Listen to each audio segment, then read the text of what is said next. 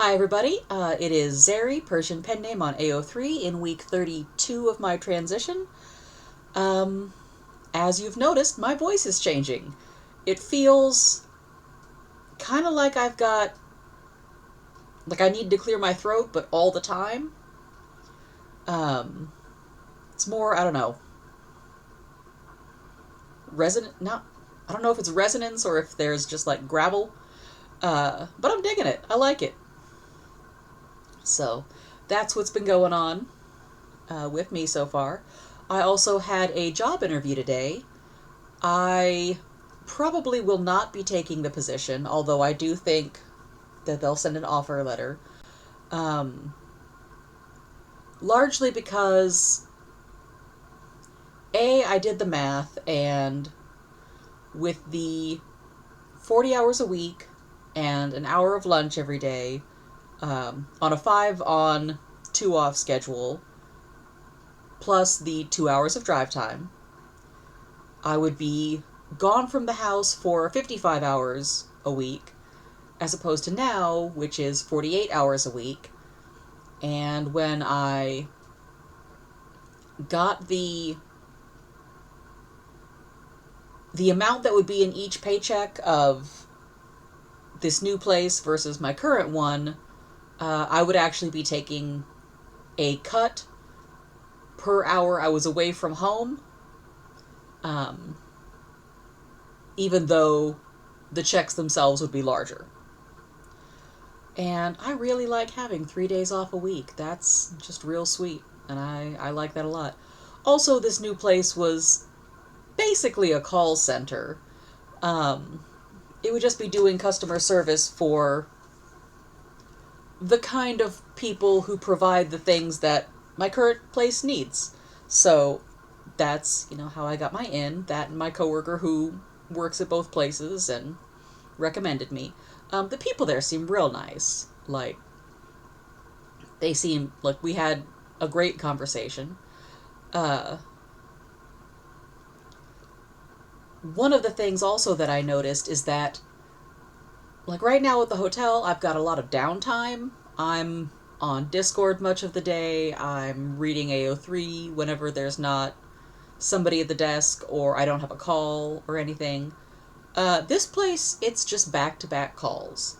Like, the person that I shadowed today didn't have enough time to finish clicking all of the boxes and filling out all of the information from the previous call before the next one had already rung and picked up.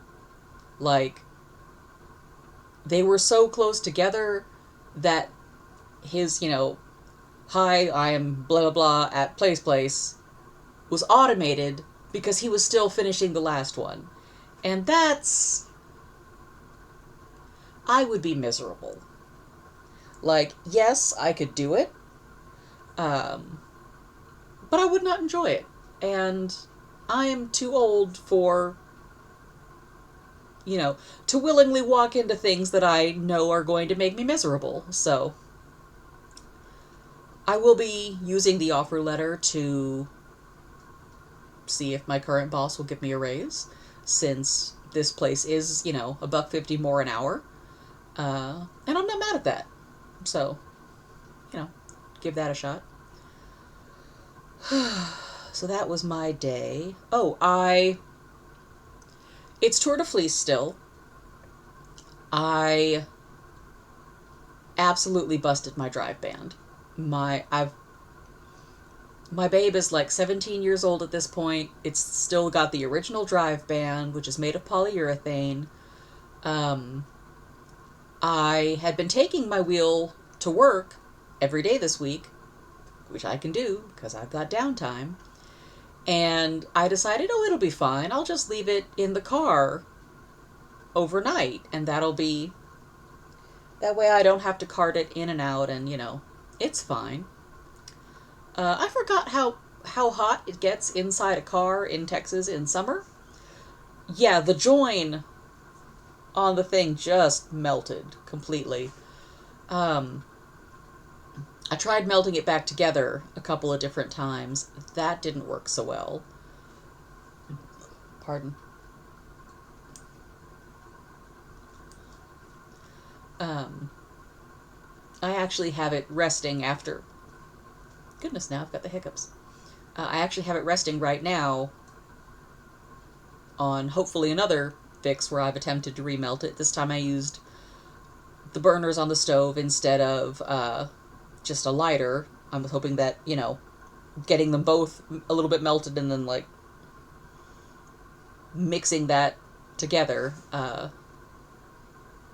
maybe that'll give a stronger join. Who knows? I'm hoping.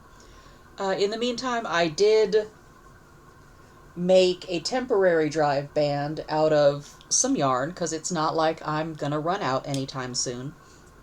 But all of the yarn that I make and all of the yarn that I buy tends to be wool, silk, animal fibers, or other fibers that have some spring to them. And one of the things that you want in a drive band is something that does not have some spring to it, because as I discovered many times over this past couple days, the drive band will stretch out and then it won't fit anymore. And then you gotta try and make the smallest little adjustment just so you can get enough traction that it'll still turn the bobbin. Yeah, and then if you go a little bit too tight, and then it might break, and then, yeah. I've gone through like 4 yarn drive bands in the past couple days.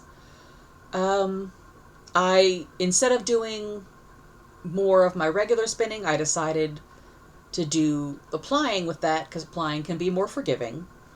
And I did get a whole bobbin done of that. I was about to say I emptied 2 spools, but I emptied 1 spool, and then there's a little bit of leftover on the other, so I'll just leave that until I've got more.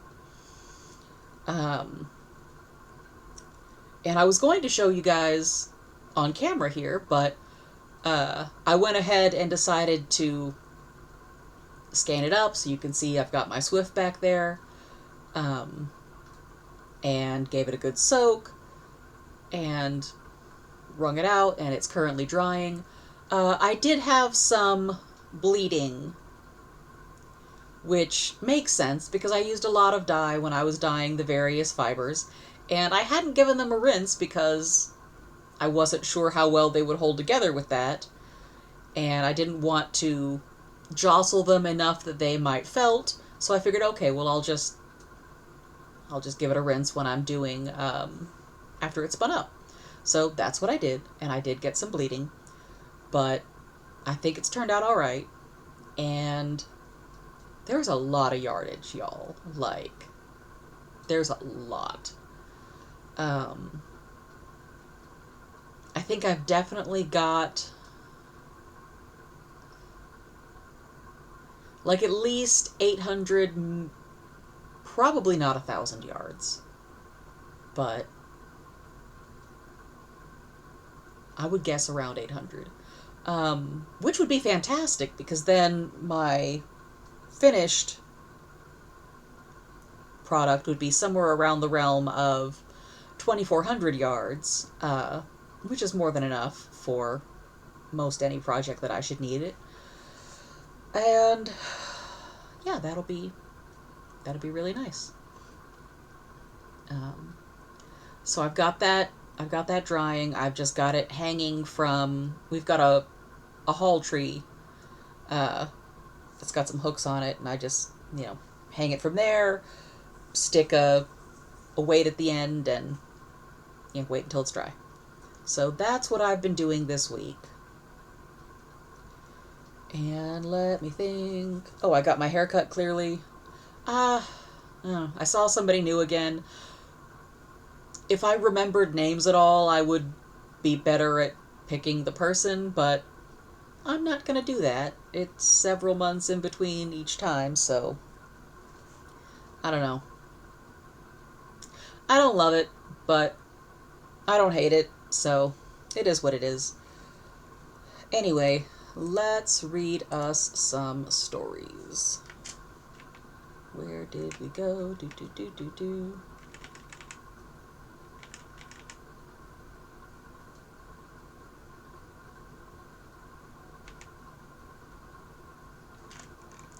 Here we are. So our story for this week is called Spreading Wide My Narrow Hands to Gather Paradise by Greywash. It is yet another original work. The relationship is confused gardener / earth goddess who is flirting by making her garden grow like crazy. This was for Fem/Exchange 2018. Ooh, that was a good crack. Yeah, so I'm gonna get me something to drink so I can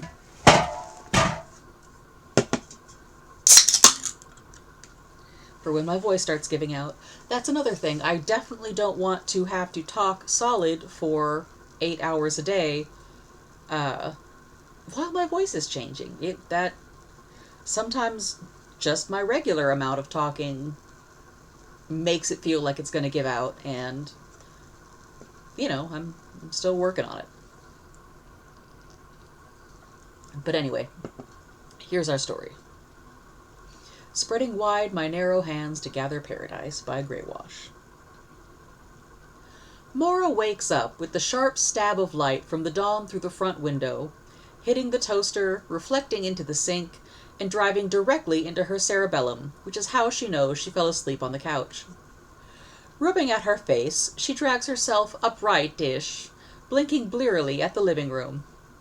It hasn't changed. A mess of blankets and tissues and discarded sweaters, 2 pairs of shoes. Today she waits for herself to think, today I'll clean it up. But she doesn't. Instead, a strange prickling feeling is gathering at the back of her skull. Impatience, she thinks, almost. That sort of bored, eye-rolling annoyance that she learned well to stifle after almost a decade in L.A. She shuffles her feet into her slippers and into the kitchen to start the coffee. She stays annoyed. That's new.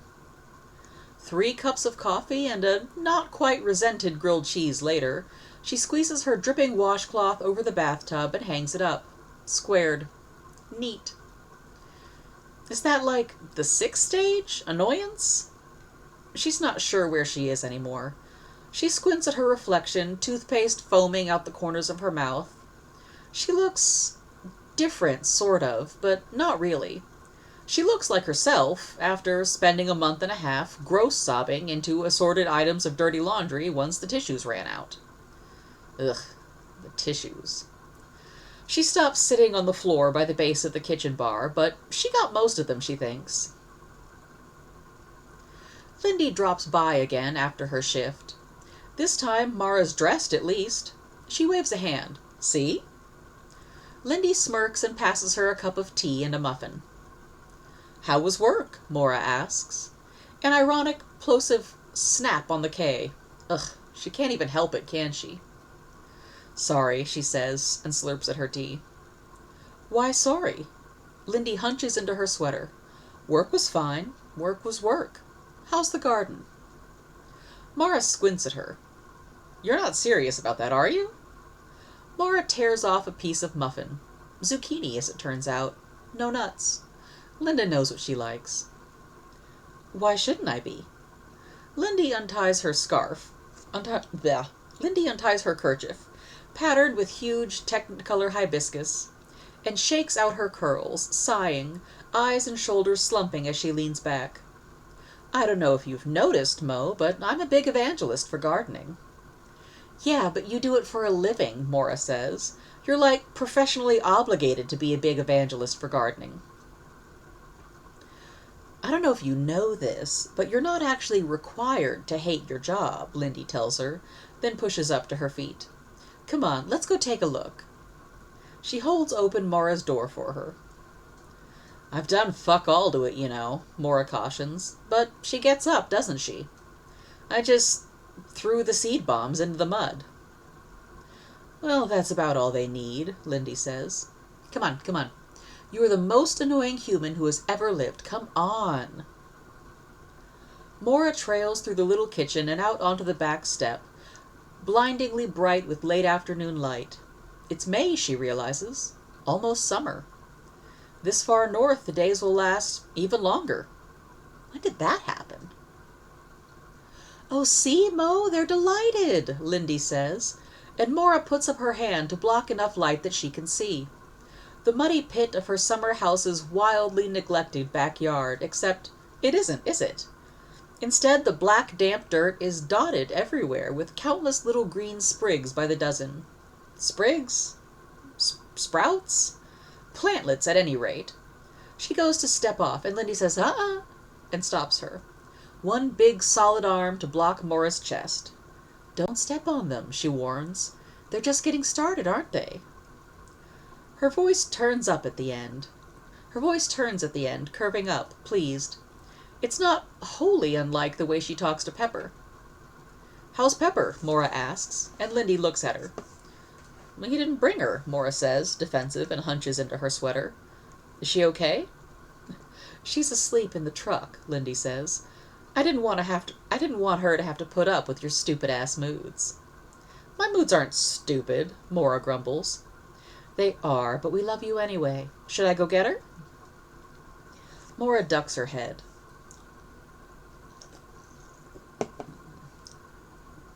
There we go. Mora ducks her head. Last time, Mora had shouted at Lindy. Lindy had shouted back. Pepper had gone into the bedroom, and Mora had felt awful for that until Lindy had rolled her eyes and gone back after her, Mora trailing, drenched with guilt, to find Pepper lying dead center of the queen-size bed that Mora never sleeps in unless Lindy's with her. Pepper had been fine. Pepper had been elaborately licking her own genitals. She had paused long enough to shoot Mora an extremely unimpressed look, thump her tail twice at Lindy, and then just gone right back to it. "I should apologize," Mora says. Then, "Wait, will she hurt the plants?" "No, she knows better, doesn't she?" Lindy gives her that broad, crooked smile. "Living with me." So Lindy goes out and gets Pepper. Mora pets her silky ears and gives her a peanut butter treat from the slightly dusty jar on the kitchen counter, almost empty, and then Pepper picks her way gently through the new little plants in the backyard, sniffing at them with almost comical delicacy, while Lindy and Mora sit on the back step, watching the sun sink over the neighbor's house, drinking the last of their tea. The next day, Mora realizes that the entire house smells like professional disappointment and old Chinese takeout. God, it's awful. She needs to open every window and scrub out the fridge and drive all her trash to the dumpster at Safeway, which she knows she shouldn't do, but she also knows, from the half-dozen summers half-squatting in town before she bought the house, that they never lock it because she can't stand having to smell 3-week-old lo mein for another second. She does the trash, at least. Then she kind of grinds to a halt. She winds up sitting for a half an hour in the car at the Safeway parking lot, playing 2048 for some reason, because she's out of new posts on Instagram. Then she goes to bother Lindy at work, because what the hell else is she gonna do? "You could, I don't know, get a job," Lindy tells her, puffing slightly. "Doing what?" Mora asks. "A lot of call for entertainment lawyers out here?" "To be fair, buddy, even if there were," Lindy says, and so Mora flings a glob of dirt at her stupid, giggling face. All right, fine," Lindy says. "I have known you way too long to buy you as a member of the idle rich. Come help me with this." So Mora spends the afternoon getting a crash course in transplanting rhododendrons. When she gets home, she showers and fingers her curls loose, then heads back onto the back step, frowning over her yard. The plants are twice as tall now, thick and green. Fucking delighted with themselves, Mora thinks, disgustedly, then checks herself. Pauses.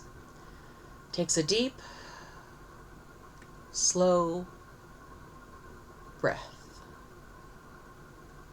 All right, sanity check. The plants are doing their plant thing, she guesses. That's what they do, isn't it? You plant them and then they grow. It was what all of Lindy's various green things had done back in college. All their windows crowded with huge, lush, jungle green, glossy, thick leaves, plants growing in cut-up soda bottles and old yogurt pots, and once, kind of memorably, in Mora's coffee mug, because Lindy'd gotten tired of her never washing it and had commandeered it for her latest specimen. And Mara had spent the rest of the year drinking out of a grody-ass cup she'd stolen from the dining hall, chipped and stained, because she wasn't going to use disposables like some kind of earth-hating monster, okay? She loves the earth. She just doesn't know that much about it. So the plants are just doing their thing. Seeds to sprout to a dense, lush carpet practically before her eyes. It is probably kind of fucking magical. Death to rebirth, cycle of life, etc. Happening out in the backyard of a summer house she bought because that's what you do when you have too much fucking money. And now has to live in full time because that's what you do after you crash and burn at 35. But, here she is. But Lindy's just down the road. But now she's got sprouting flowers or whatever from Lindy's handful of dirty blobs that had looked kind of like cat poop, just tossed willy-nilly into dirt and water and sun. Not dead yet, are they? And that's just something Mora's gonna have to make peace with, probably. She still needs to clean up the kitchen. She opens all the windows, at least. Then she kind of runs out of steam. She finally gets to actually scrubbing out the fridge at 11:30 p.m. Saturday night, and then sleeps until 10 on the sofa in her underpants, in her underpants and a sweater with a tea stain on the sleeve. She wakes up blinking and lies there in the sunlight, staring up at the ceiling. What is she supposed to do now? Her laundry, probably. But that involves gathering up all her laundry, and sorting her laundry, and putting all her bras in little mesh bags so they don't wrap around the agitator and come out looking like cooking utensils that have gotten into an argument at the fabric store. It just seems like a lot of work. Lindy works Sundays. The busiest day in the nursery, she always says. Dozens of middle-aged tourists wandering over to look at, she doesn't know, rhododendrons? Succulents? The mystery flowers running riot in Mora's backyard, pushing soft, warm smells through all her open windows? She should ask Lindy. She blinks. Once. Twice. More slowly. Laying on the couch, she feels trapped, crystallized, an insect caught in amber, her body glued to that one place forever. Water, she remembers. She's supposed to water. Sunday, Tuesday, Thursday in the summer, Lindy had said. And it's almost summer now, isn't it? The warm, round liquid sunshines spilling in through her windows, rolling over her, carrying that clean dirt and warm plant smell over and into her. Mora breathes deep and rolls up to her feet. Mora'd paid for the house, but Lindy'd had to show her how to screw it onto the spigot, teasing her about her teasing her about her manicure the entire time. Joke's on Lindy, Mora thinks, turning it on to aim the spray across her carpet of emerald stems, just opening flowers. Mora hasn't had a manicure in ages.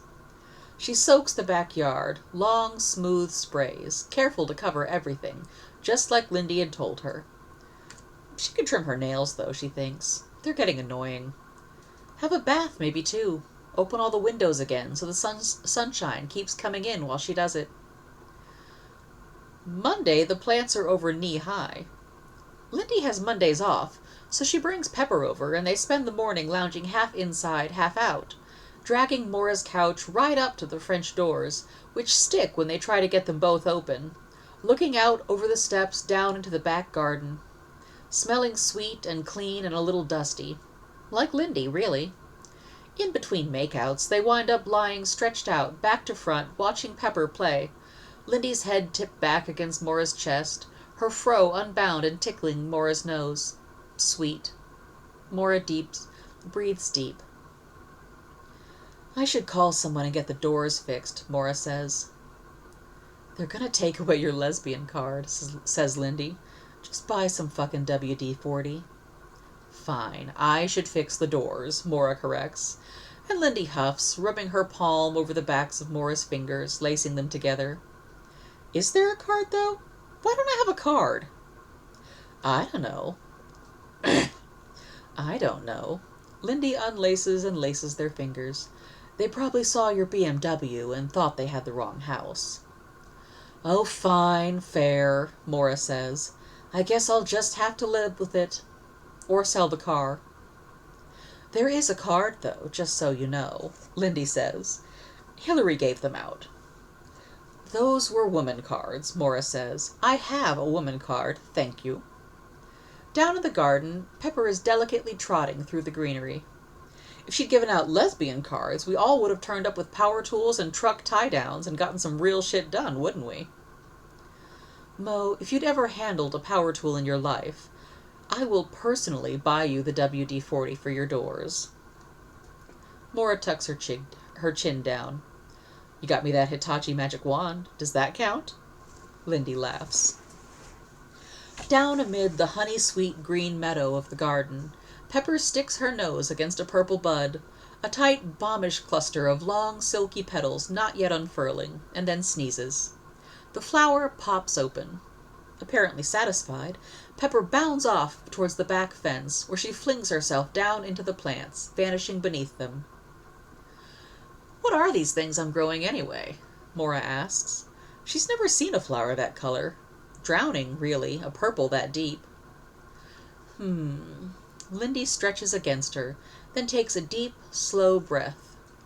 They're a mix. A bunch of self-sowing California wildflowers. They'll naturalize. That means they'll grow again next year, even if you don't plant them, for the botanically moronic among us. Mora smacks her shoulder. In the rustling greenery beside the fence, a paw darts up, then 3 more, waving wildly as Pepper rolls ecstatically. Lindy just giggles. Some other stuff that likes this climate, she says. The same ones I used out front at my place. What's that purple one I meant? Mora asks. That Pepper was sniffing. Aster, Lindy says. Pretty, aren't they? Yeah. Mora turns her face into Lindy's hair for a second, breathing in, then looking back at Pepper's jazz paws. She laughs for no reason. It's weird. She didn't mean to. She actually likes this, doesn't she? Mora asks. The garden, I mean. She keeps catching them just before they've opened. Lindy takes a breath, then pushes up to her feet, stretching. She's a good dog. She's also definitely going to need a bath. Pepper! Pepper rolls over and pops back up into view, one dusty ear flopped all the way back, grinning wildly. Oh, look at you, Lindy says, and then laughs. Not a single hair on that dog is white anymore. You're definitely going to need a bath before Mora lets you back on the sofa. Strange. It's a totally offhand comment, and Mora knows it, but it still makes something weird happen. Under Mora's ribs. The sofa came from Ethan Allen. Mora had bought it with her bonus last year and still had twice again as much left over, and the delivery guys had barely been able to get it through the front door. Lindy had laughed about it for about an hour solid. Mora had spent the whole 10 days of her vacation last year frantic that Puppy Pepper would chew on it for some reason. Nah, it's fine, Mora takes a breath. It's just a sofa. Lindy twists her head up to look at her, eyebrows raised. What? Mora asked, throat tightening. I'm fucking trying to grow as a person, all right? That doesn't mean you have to jettison everything you care about, Lindy tells her. Yeah, but what if all the stuff I care about is crap, Mora says, and then sighs.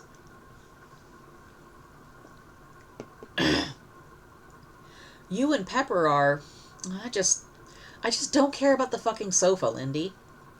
Lindy sits up, pulling herself up cross-legged on the sofa in front of Maureen's hips. Maureen rubs at her own crumpled face. I'm not asking you to rearrange anything else right now, Lindy says, quiet. You get me? Fuck it, Morris shrugs. It's my fucking house, isn't it? Just come here, Pep. And Pepper bounds up out of the flowers. Honestly, it looks like something in a movie. Green and golden, a rainbow of satiny flowers trembling all around her. In the bright midday sun, the whole yard practically glows. When Pepper clatters up the steps, Lindy scoots back to make room, so that Pepper has plenty of space to crash up in between them in a gritty, ticklish cloud of dust and good wild smells. That thing in Mora's chest twists hard, and then, all at once, loosens. It's a nice sofa, isn't it? Mora asks Pepper, rubbing her soft ears. Pepper thumps her filthy tail on the cushions, puffing up a cloud of dust, but before she can really worry about it, Pepper is scooting up into Mora's lap, warm and soft and animal breathing. A good sofa, Mora tells her, for a good dog. And Lindy wraps her hand about Mora's right foot and squeezes. Yeah, it's cozy, isn't it? Mora tells Pepper, scratching her chin. Her toes flex in Lindy's hand, warm and grounding. And all it took, Mora says to Pepper quietly, was 10 years as a corporate shill and of missing your mama. Lindy rubs her hand up to bear... I am not doing well today. Lindy rubs her hand up to Mora's bare, prickling ankle. Pepper sneezes on Mora's face, and then sticks her tongue half inside Mora's left nostril. On Tuesday, Mora has some kind of flare-up of the worst parts of her personality, and spends most of the morning vacuuming the sofa, and all of lunch online shopping for slipcovers. Then she experiences a kind of tidal wave of lovable dog-related crushing guilt, and then she buys Pepper 4 toys to go in the order with the slipcover, and then drinks half a bottle of wine, and then spends an hour trying to figure out how to cancel the order. Then, around 4:30, a little drunk and very, very disgusted with herself, she goes back out and flops herself right down in the middle of the garden. Flat on her back, the flowers tower over her. An alien planet in the middle of a scrappy patch of backyard on a side street in small-town Mendocino. What the fuck is she doing? How the fuck did she end up here? When she was a kid, she'd wanted to be a Supreme Court justice, not someone who made the wrong fucking coked-up comment to the wrong fucking coked-up reporter about the wrong fucking coked-up starlet and wound up fired, blackballed, disgraced, just fuck all of them anyway. She thought she'd made it, and it turned out all she'd done was made it to a really great place from which to fall artistically. It had a certain amount of narrative cohesion, she'd give it that. She'd watched the movie. She just wished she was a little older. She didn't think Taraji P. Henson could realistically play under 40. A shadow passes between her and the sun, cool and comfortable, smelling of dirt and water and crushed green things. Well, Lindy says, I can tell you're having a great day. Oh, fuck you, Mora groans, and then Pepper starts licking her ear. But honestly, Lindy says, once they've relocated to the back step and Mora is drinking a glass of water, you want a slipcover, buy a slipcover. I don't understand why this bothers you. Look, Mora says, if I'd been like you know, just another fucking tree hugger. Botanist, Lindy corrects. Or whatever. And I'd moved out here like a minute after graduation. Like moved out here properly, Mora corrects. Like I really meant it. Like this was a place I was going to set myself up and really give it a try. What do you think we'd be now? Like that couple from the diner with the matching plaid and the Subaru? Heaven forfend, says Lindy, smiling crookedly. With the dog and 2 fat, terrifyingly precocious babies, or Mo, Lindy says. Mora. I just mean, Morris says, because that's not ever what I thought I wanted, but I can admit that it beats the pants off of anything I actually have. Here's scraping the bottom of the barrel of my 30s.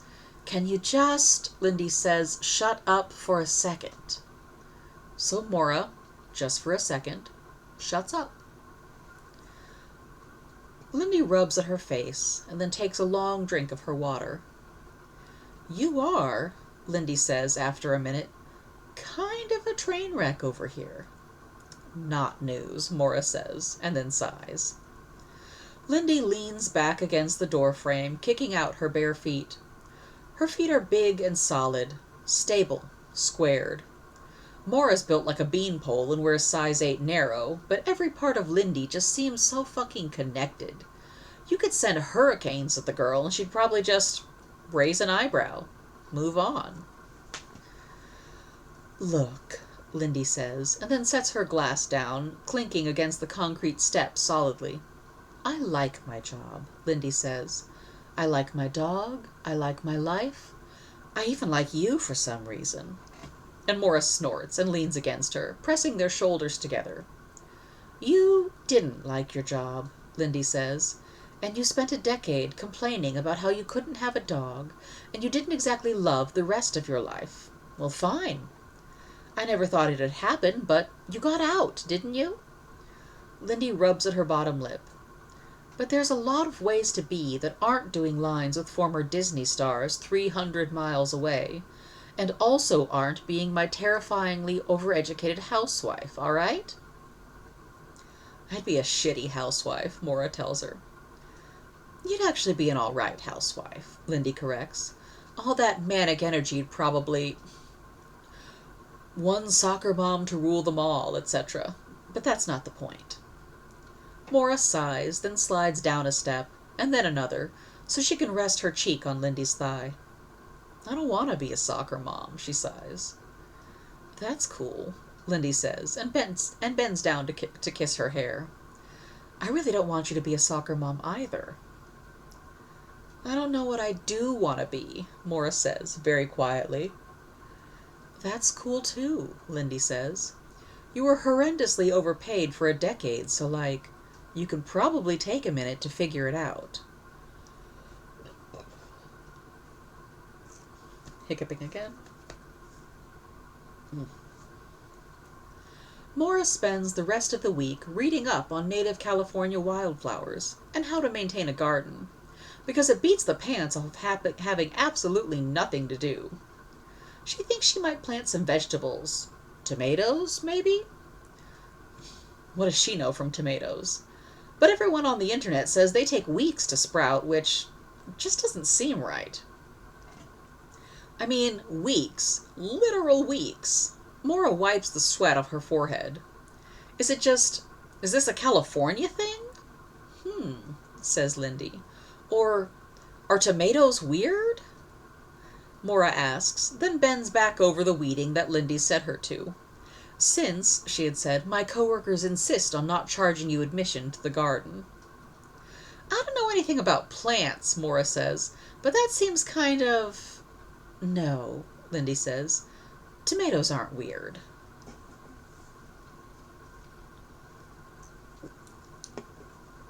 Mora looks at her.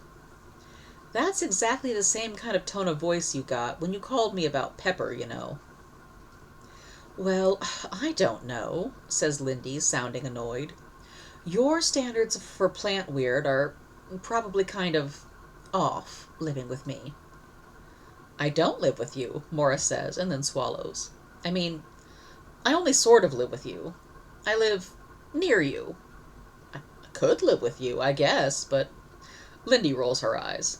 Not with that attitude, you can't. Do you want to live with me? Mora says, uncertain. Good grief, Mora, calm down. If I needed heteronormative talismans of commitment for you, I'd have taken off years ago, Lindy says. Oh, Mora says, then licks her lips. What do you mean, my standards for plant weird? I mean, my whole, Lindy waves a gloved hand and then bends back over the dirt. No, Mora says slowly. I don't know. What are we talking about? Lindy looks at her and then sets her trowel down. Do you seriously mean, she says, that you think wildflowers grow knee-high in a day? What? Mora says. I mean, they did, don't they? Jesus Christ, Lindy Mora mutters. You're a fucking moron. What? No, I'm not. I'm from Lancaster, Mora says. How would I know anything about wildflowers? Lindy says, Lancaster has wildflowers. And then, Lancaster is legitimately sort of famous for its wildflowers. And then, what the fuck, Mora? Lindy, Mora says, never in my life have I paid attention to a plant, except when I've paid attention to a plant for you. Oh, Lindy says, and then flushes a deep, burnished mahogany. God, Mora mutters, you're so high maintenance. And then ducks, when Lindy flicks a clump of dirt at her face, and then says, oh, I shouldn't. And then says, oh, I shouldn't, probably. Coming from you, that's practically a compliment. Then Lindy laughs, loud and honking, when Mora sticks out her tongue. She's still smiling a little when they both go back to their weeding. Oh, not that one, Lindy says, when Mora's trowel is hovering over a tiny green spriglet. That's a pygmy cypress, not a weed. Mora nods and moves over, going after a cousin a few inches over. They only grow in this area, Lindy explains. Mendocino and Sonoma, I mean. So they're interesting, Mora says. Well, to me at least, Lindy says, and then scrapes her trowel over her little bit of dirt. After a second, Lindy says, You're taking this really well. Mora lifts up her head. The whole... Lindy waves her trowel around. I make plants grow, and you've spent 10 years not noticing. At this point, it's more like 15, actually, Mora says, then puts down her trowel. I mean, does this change anything? Are we going to break up over it? Are you a wizard, Lindy? She asks as obnoxiously as she can manage. And it must work, because Lindy just rolls her eyes and goes back to digging. Though, Mora says, you should definitely tell me if you're a wizard, because I have some people for you to Avada Kedavra. What about this one? She asks, and points at another little green sprout. What do we think? Does he live, or... No, that's going to be a dandelion, says Lindy. End him. And Mora digs at her towel and says, Cruciatus, motherfucker!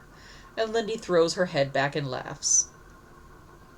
She has dinner with Pepper and Lindy, and undresses Lindy slowly across the course of a fairly boring action movie, and then at 11 goes home to sleep on her sofa because she's used to it, and she hates Lindy's awful, soft, comfortable bed.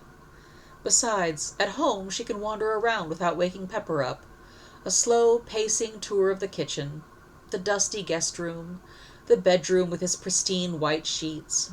Outside the windows, the plants are shadowy, sleeping. A little patch of earth she'd bought and neglected, but come back to, hadn't she? Past midnight, it feels like a metaphor for something. It had been easier, to live in L.A. and claim that that was the reason.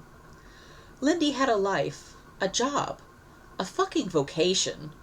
Breeding fancy plants for rich white hippies, Mora had thought. But now it feels like something else. What must it be like, she wonders, to look at a tiny curling tendril and see a weed, a flower, a stories high tree? Unimaginable. Mora's never looked at anything and seen something other than the things she could take apart. She has a B.A. in philosophy from Stanford and a J.D. from Berkeley, and everything that qualifies her to do is off-limits, or awful, or just more of the fucking same. A decade destroying, while flowers bloom at Lindy's broad feet.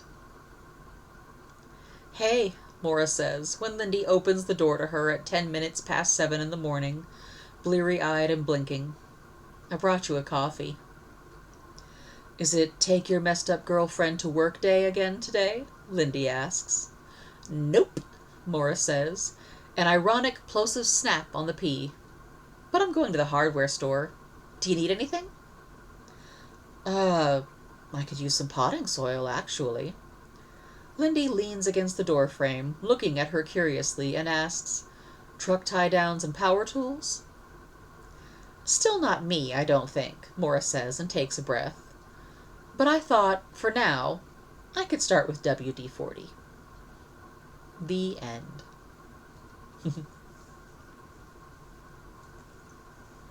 Then there's a wonderful little picture of Pepper's doppelganger and a link to the Mendocino County Botanical Gardens, which look just lovely. So, as you can see, it has been 45 minutes, and my voice feels like it's going to give out. So it's a good damn thing that I'm not talking continuously for 8 hours. I should look into, like, vocal exercises for transitioning. I used to do choir. Like, I sang fucking solid for, like, 6 years. But that was, like, 20-something years ago, so... Alrighty. It's like midnight, and I'm gonna go to bed. I hope that everyone out there has a lovely evening. Goodness gracious. Those of you who are job searching like me, I hope that you have fantastic luck. For everyone who's not, I hope wherever you are you like it. Or at least you can stand it. I'll take that in a pinch. Until then, I'll see you guys next week. Have fun, be good, make good trouble, and I'll see you then.